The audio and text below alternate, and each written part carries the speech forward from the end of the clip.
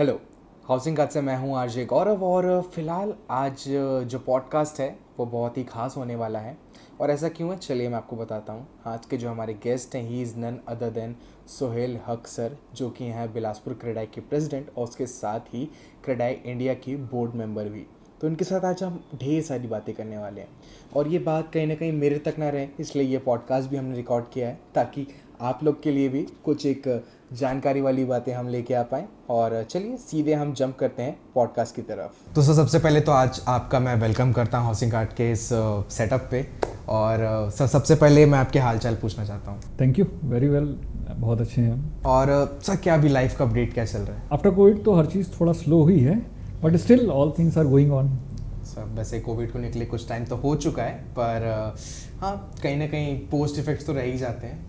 तो सर, जैसे कि हम सब जानते हैं कि आप क्रेडाई बिलासपुर के प्रेसिडेंट हैं और उसके साथ ही नेशनल क्रेडाई के जो बोर्ड के मेंबर भी हैं। तो सर, इतनी बड़ी पर्सनैलिटी, आज हमको इतना टाइम देने के लिए बहुत बहुत थैंक यू सबसे पहले तो। हम तो आपका भी धन्यवाद देना चाहेंगे कि आप लोगों ने इतना समय दिया कि ये जागरूकता जो आप देना चाह रहे हैं हाउसिंग कार्ड के माध्यम से, इसकी सख्त ज़रूरत है बिलासपुर वासियों की, ताकि वो सही जगह प्रॉपर्टी में इन्वेस्ट कर सकें। सर, सबसे पहला क्वेश्चन मैं जो जनरली किसी भी बिल्डर से भी पूछता हूँ या फिर कोई भी रियल एस्टेट से रिलेटेड पर्सन से पूछता हूँ, आपने शुरुआत कब की थी रियल एस्टेट में? मेरा करियर रियल एस्टेट में 2004 से बिलासपुर में शुरू हुआ। अभी तक मैं तकरीबन 8 कॉलोनीज़ बना चुका हूँ। मैक्सिमम काम तो हमने हाउसिंग का ही किया है, दैट मीन्स फ्लैट या इंडिविजुअल हाउसेज ही बनाए हैं। प्लॉट्स समहाउ कुछ हमने सेल किए हुए हैं। 2004 में मैंने पहली एक 10 मकानों की कॉलोनी बनाई थी, ओम नगर रेसिडेंसी, वहाँ से मैंने शुरुआत की थी। और सर, फिलहाल अभी आपके कोई ऑनगोइंग प्रोजेक्ट्स चल रहे हैं? जी, अभी जो मेरा ऑनगोइंग प्रोजेक्ट है उसका नाम है आशियाना। ये एक इंटीग्रेटेड टाउनशिप है जो लगभग 12 एकड़ इसका कैंपस है और इसमें इंडिविजुअल हाउसेस प्लस प्लॉट्स दोनों ही अवेलेबल हैं। ओके, तो सर इसका लोकेशन क्या है? ये टाउनशिप तीफरा इंडस्ट्रियल एरिया में एक देवनगर कॉलोनी है, उसमें स्थित है। जैसा कि हम जानते हैं क्रेडाई प्रेसिडेंट हैं और बिलासपुर में ऐसा कोई बिल्डर नहीं होगा या फिर कोई ऐसा रियल एस्टेट से रिलेटेड पर्सन नहीं होगा जो आपको जानता ना हो। बट एज अ प्रेसिडेंट आप क्या रिफॉर्म करना चाहते हैं रियल एस्टेट इंडस्ट्री में? जो एक होता है ना हर किसी के अंदर कि हाँ, ये चीज़ तो बदल या फिर चेंज होनी ही चाहिए। देखिए, हम जो क्रेडाई मेंबर्स हैं, अभी हमारे रजिस्टर्ड मेंबर्स 45 हैं और बिलासपुर में लगभग 300 से ज़्यादा लोग अभी काम कर रहे हैं। हमारी एक बड़ी पीड़ा ये है कि जनरली जो आउटसाइड फ्रॉम बिलासपुर जो परचेज़ करते हैं या प्लॉट या मकान, ज़्यादातर वो अवैध प्लॉटिंग के शिकार हो जाते हैं। तो उनसे जो कमिटमेंट्स होते हैं, जो बेचने के पहले जो बिल्डर उनसे कमिटमेंट करता है, वो कमिटमेंट फॉलो नहीं हो पाता अगर वो रजिस्टर्ड बिल्डर नहीं है। तो इस वजह से एक गलत धारणा धीरे धीरे बनते आ रही है कि बिलासपुर में बहुत अच्छे प्रॉपर्टीज़ नहीं मिल पाती, इसलिए बाहर के जो लोग हैं वो रायपुर की तरफ रुख करते हैं। मेरा पूरा प्रयास है कि सबसे पहले हम बिलासपुर में अवैध प्लॉटिंग ख़त्म करवाएं, ताकि बाहर से या हमारे शहर के लोगों को जो यहाँ प्रॉपर्टी मिले वो बिल्कुल साफ़ सुथरी हो और वो बिल्डर्स पे बिल्कुल भरोसा कर सकें। तो सर, जैसे कि आपने बताया मुझे थोड़ी देर पहले कि आपने 2004 में शुरुआत की थी अपने करियर बिलासपुर में। तो सर, तब की रियल एस्टेट इंडस्ट्री बिलासपुर की और अब की कितनी बदल चुकी है? देखिए, 2004 में जब मैंने शुरुआत की थी उस समय तो रियल एस्टेट इतना फ्रेंडली था, कंपटीशन कम था कि शायद हम लेआउट की प्रोसेस लेने के पहले कागज़ पे ही पूरा प्रोजेक्ट बुक कर लेते थे। अभी सिनेरियो थोड़ा टफ है, काफ़ी कंपटीशन है, अवैध प्लॉटिंग से भी कंपटीशन मिलता है हमें। उसके चलते सेलिंग और जो फील्ड में टास्क हैं वो थोड़े टफ होते हैं।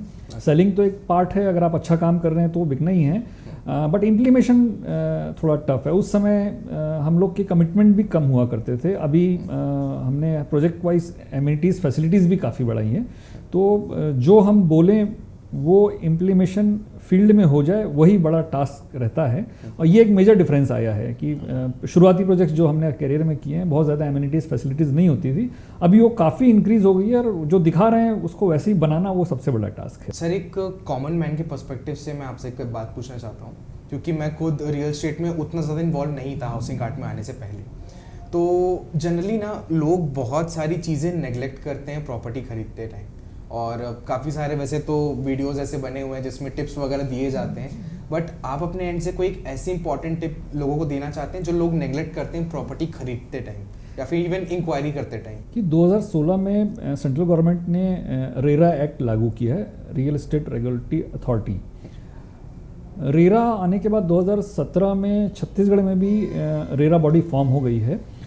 आज कोई भी व्यक्ति जिसे plot, flat, apartment, shop sale करना है, उसे रेरा रजिस्ट्रेशन लेना अनिवार्य है।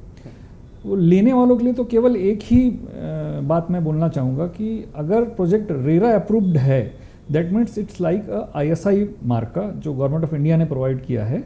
जस्ट लाइक दिस रेरा भी स्टेट एंड सेंट्रल गवर्नमेंट ने सारी उनके मानकों पे खरा उतरने पर ही वो नंबर मिलता है। तो रेरा रजिस्टर्ड अगर प्रोजेक्ट है तो आप आंख बंद कर विश्वास कीजिए और उसमें आप इन्वेस्ट कर लीजिए, या आप रहने के हिसाब से या अपने व्यापार के हिसाब से शॉप परचेज कर लीजिए। एज अ कॉमन मैन मेरा एक और क्वेश्चन है आपसे कि TNC और कच्चा या फिर अवैध प्लॉटिंग जो होती है उसमें सर डिफरेंशिएट लोगों को आज तक नहीं कर पाए। इवन मैं भी काफ़ी टाइम से यहाँ पर हूँ, बट मुझे भी आज तक समझ नहीं आया ये पॉइंट। सबसे पहले तो मैं लेने के लिए जो आपने इससे पहले क्वेश्चन पूछा था उसके विषय में 2 पॉइंट और छूट गए हैं। रेरा रजिस्ट्रेशन के अलावा आप 2 चीज़ और देखिए किसी प्रॉपर्टी को लेने से पहले कि क्या वो प्रॉपर्टी रेरा रजिस्टर्ड है। रेरा रजिस्टर्ड होने का मतलब है उसे टाउन प्लानिंग से लेकर के डायवर्शन, नगर निगम की सारी फॉर्मेलिटीज़ कंप्लीट करने के बाद लास्ट में उससे रेरा अप्रूवल मिलता है। तो रेरा अप्रूव्ड अगर कोई प्रोजेक्ट है। साथ में आप ये भी देखिए कि यदि वो हमारा जो बिल्डर एसोसिएशन है क्रेडई, क्या वो उसका मेंबर है। उसका मेंबर होने से फ़ायदा ये है कि उसके बाद यदि कोई और कमिटमेंट वो पूरा नहीं करते हैं तो हम क्रेडई के जो मेंबर्स हैं उन्हें फोर्स करते हैं कि जो अपने कंज्यूमर को कमिटमेंट किया है उसे पूरा करना है। थर्ड, आप एक चीज़ और दे सकते हैं कि क्या वो प्रोजेक्ट स्टेट बैंक से अप्रूव्ड है। स्टेट बैंक की जो लीगल फॉर्मेलिटीज़ हैं उसे करने में मोर देन 6 मंथ्स लगते हैं। सो आई सजेस्ट कि अगर कोई प्रॉपर्टी 3 मानकों में खरी उतर रही है कि वो रेरा रजिस्टर्ड है, वो क्रेडई बिल्डर जो है वो क्रेडई मेंबर है, और उस प्रॉपर्टी पर यदि स्टेट बैंक लोन दे रहा है तो आप बिना हिचक उस प्रॉपर्टी को ले सकते हैं। सर ये SBI वाले पॉइंट को थोड़ा सा और एक्सप्लेन करेंगे सर आप? स्टेट बैंक नेशनलाइज बैंक है। इन्होंने अपनी लीगल सर्च को इतना स्ट्रॉन्ग किया है कि जनरली बहुत स्टैंडर्ड बिल्डर्स ही उसको फॉलो कर सकते हैं। तो हम सजेस्ट करते हैं इसलिए कि अगर स्टेट बैंक ने आप उस प्रोजेक्ट को अप्रूव किया है तो आपको वहाँ लेना चाहिए, क्योंकि रेरा और क्रेडई के मेंबर होने के अलावा तीसरी नॉर्म से यदि कोई प्रोजेक्ट पूरा कर रहा है दैट मीन्स वो बिल्कुल 100% है, आपको वहाँ कोई शंका नहीं रहेगी। साथ में आपने जो एक पूछा था कि टाउन प्लानिंग प्रोजेक्ट और कच्चा प्लॉटिंग में क्या अंतर है। बेसिकली जो प्रोजेक्ट्स टाउन प्लानिंग से अप्रूव्ड होते हैं उनमें एक समग्र विकास को देखा जाता है। मतलब आपको वहाँ सिर्फ प्लॉट या मकान या दुकान के अलावा वो एक कॉमन एमिनिटीज़ पे ध्यान देते हैं कि मिनिमम 10% उसमें गार्डन होना चाहिए। इसके अलावा वो अर्निंग साइड वीकर सेक्शन के लिए भी उसमें कुछ ज़मीनों का प्रावधान रहता है। यदि आप केवल खुद एक अच्छी बसाहट लाएंगे तो उनके लिए आपको हेल्पिंग हैंड्स, हेल्पिंग वर्कर्स भी चाहिए, तो उनके निवास के लिए भी उसमें ये प्रावधान रहता है। EWS उसमें प्रावधान किया जाता है। साथ ही जो प्रोजेक्ट टाउन प्लानिंग अप्रूव्ड है उन्हें जो डेवलपमेंट का उन्होंने कमिटमेंट किया है उसे पूरा करना होता है। इसके उलट अगर आप कच्चा प्लॉटिंग में लेते हैं वो आपको ब्रोशर्स और कमिटमेंट बहुत सारे करेंगे।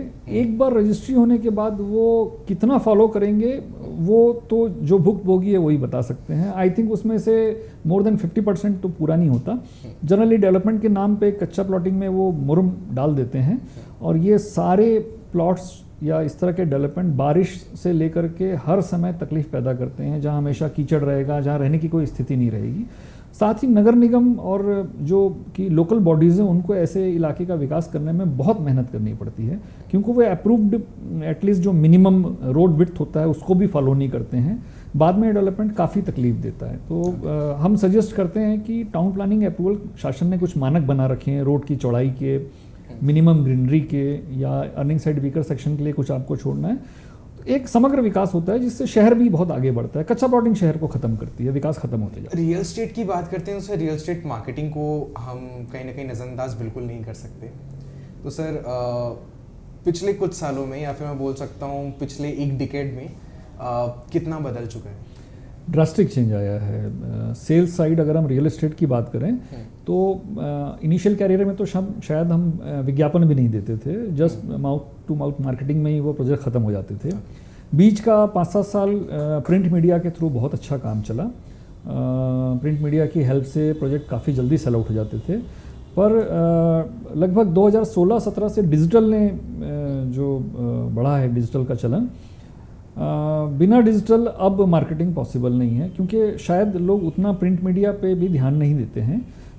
डिजिटल मार्केटिंग के बिना अब प्रोजेक्ट करना पॉसिबल नहीं है, क्योंकि लोग बहुत डिजिटल फ्रेंडली हैं और मोबाइल आने के बाद तो रीच बहुत आसान हुआ है। आप किसी वेबसाइट या किसी ऐप में, इवन गूगल में आप बहुत आसानी से एक शहर में किसी प्रॉपर्टी को सर्च कर सकते हैं। तो बिना डिजिटल मार्केटिंग अब प्रोजेक्ट सेल करना पॉसिबल नहीं है। बिल्कुल। एंड सर, इस डिजिटल मूवमेंट का हम खुद एक हिस्सा हैं। हाउसिंग कार्ड भी एक डिजिटल प्लेटफॉर्म है। तो सर, मैं चाहता हूं कि आप जनता को थोड़ा बताएं हाउसिंग कार्ड के बारे में। हाउसिंग कार्ड एक सिंगल प्लेटफॉर्म है जिसमें कि प्रॉपर्टी ख़रीदने वाले के लिए प्रोजेक्ट से लेकर के, एजेंट से लेकर के अवेलेबल, जो हम लोकल लेवल में भी जो अवेलेबल प्लॉट्स है उस या मकान है उसकी जानकारी मिल जाती है।